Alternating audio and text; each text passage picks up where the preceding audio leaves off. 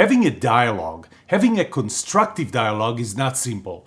In my workshops, one of the things that I talk about is how you can handle miscommunications and who takes ownership for miscommunication. So, for example, there is a thought in your head, in your brain, and that thought needs to reach the other person. And so, first of all, between that thought in your brain and what comes out of your mouth, did it ever happen to you that the words that came out of your mouth were different than what started in your brain? And then there's all kinds of noise until it reaches the other person's ears.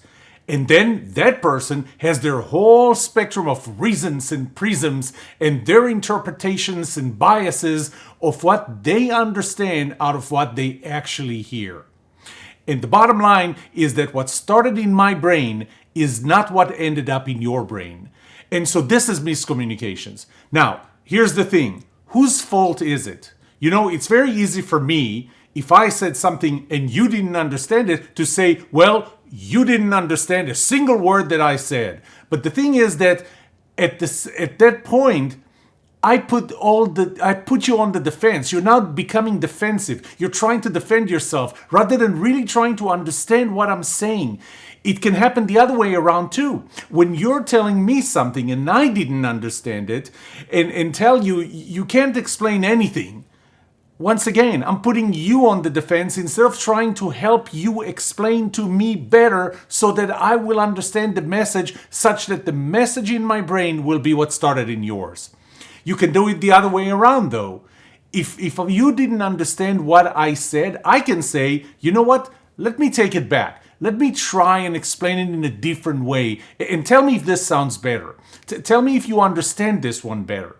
Now, you're not on the defense anymore. Now you actually are trying to help me explain it to you. And again, the other way around. I didn't understand what you said. And instead of saying, you can't explain anything right, I can say, can you do me a favor? Try and help me understand it because I didn't understand it the first time.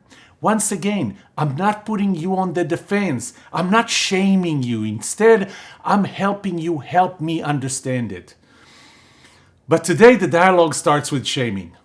If I'm saying the wrong thing, I'm a racist. Heck, even if I'm not saying anything, I'm a racist. Either way, I'm screwed. That's not how you start a dialogue. You start a dialogue by conveying what you know, what you think to the other person. Have you thought about the fact that maybe I simply don't know what you know?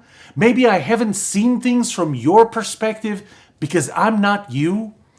Maybe I'm just not smart enough. Oh, and by the way, you haven't seen things from my perspective either. Have you thought about that too?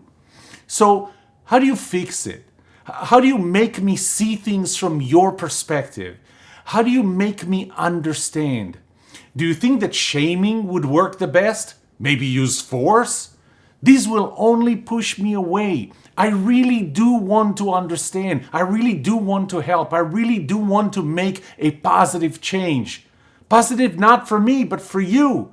But when your communication with me starts with shaming me, you put me on the defense. You're not pulling me in.